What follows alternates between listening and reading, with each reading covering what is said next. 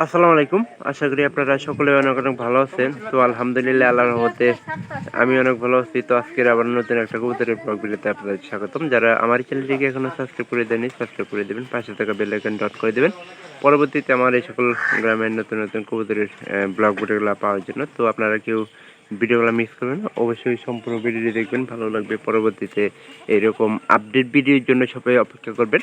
তো কেউ ভিডিওগুলো মিস করবেন না, ভিডিওগুলো ভালো লাগবে।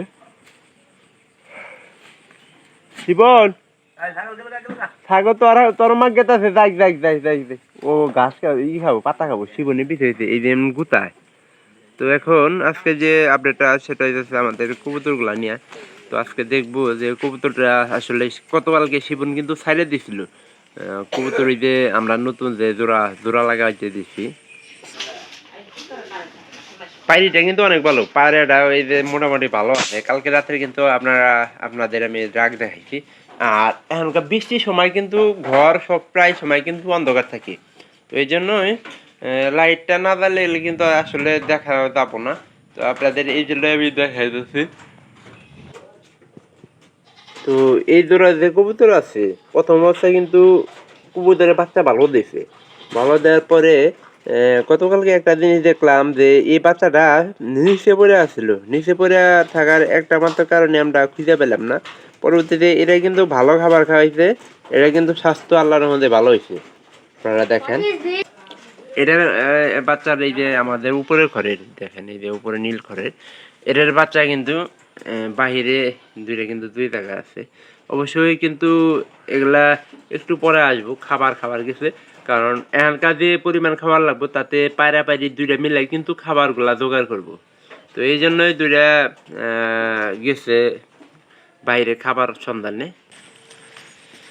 এখানকার আমাদের এই যে কবুতর গুলা যে আছে, তুই হুরবি সামনে তো ভিডিও করে পারলি সামনে, এই যে কবুতর গুলা যে আছে এরা কিন্তু বাইরে খাবার, এখানে এই যে আমাদের এই যে দিছিল কবুতর গুলা না, মানে ধান্না দিয়েছে আমাদের বাইবেলি। তো এখান থেকে খাবার সংগ্রহ করতে আসছে, এই খাবারে কিন্তু পরে দেখা যাবে যে এই খাবারের বাচ্চাগুলোকে কিন্তু খাওয়াবো। আর এখানকার কিন্তু কবুতরের স্বাস্থ্য সবচেয়ে ভালো থাকবে। আর আমরা বন্যার সিজনের জন্য জানি 5 মণ ভুট্টা রাখছি এই খালি কবুতরের জন্য।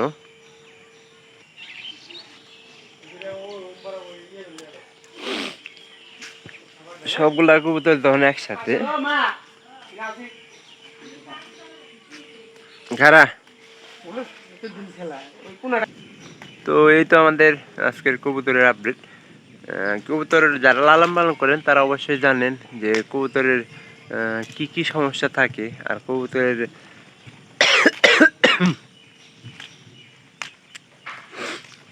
অবশ্যই আপনারা যারা কবুতর লালন পালন করেন তারা প্রাথমিক চিকিৎসা সম্পর্কে ধারণা রাখবেন।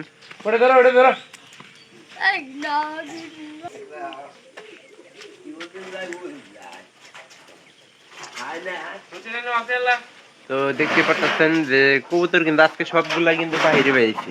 যেগুলা বাচ্চার কবুতর সেগুলা বাদে সবগুলাই কিন্তু বাহিরে।